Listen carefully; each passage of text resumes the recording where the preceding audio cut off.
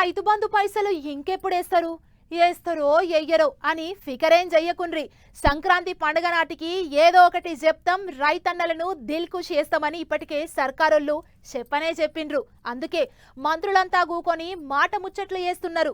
అంతేకాదు ఎన్నెకరాలకి ఇయ్యాలే, ఎంత ఇయ్యాలే, కదేందన్నది సార్లంతా కూకొని మాట్లాడుకున్నారట.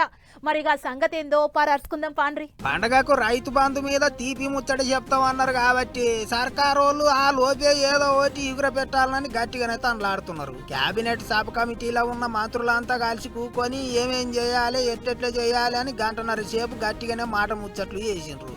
అంతా కలిసి మాట్లాడుకున్నాక ఏమని తెలిసిండ్రటన అంటే, ఇత్తనం వేసి నారు పోసి కలుపు తీసి కోత కోసే రైతన్నలకే రైతు బంధు ఇయ్యాలి అని నిర్ణయం చేసిండ్రట.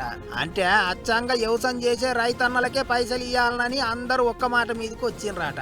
అంతేకాదు ఇదివరకు లెక్క 20, 30, 50 ఎకరాలు ఉన్నోళ్లకు కూడా రైతు బంధు పైసలు ఇయ్యరాట. ఇప్పుడు 10 ఎకరాల లోపు భూమి ఉండి అందులో వ్యవసాయం చేస్తున్న రైతులకే రైతు బంధు ఇస్తారట. ఎన్ని అప్పులున్నా పైసలకు ఎంత తిప్పలున్నా రైతు బంధు ఇస్తాం, రైతన్నలు ఏం ఫికర్ చేసే అవసరం లేదన్నట్టు చెప్పుకొచ్చిండు ఉప ముఖ్యమంత్రి పట్టిసారు. ఇక రాష్ట్రంలో 190 మంది రైతులు 10 ఎకరాల లోపు భూమి ఉన్నోళ్లే ఉన్నారట.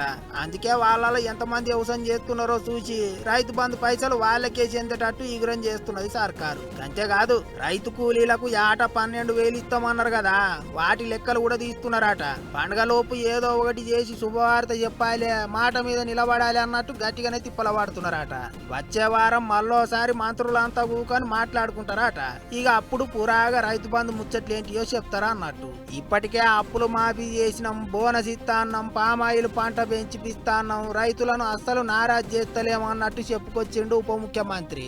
అంత చూస్తా అంటే పండుగ లోపల రైతు బంధు శుభవార్త చెప్పేటట్టే ఉన్నారు. మరిగా చూడాలి ఏమవుతుందో.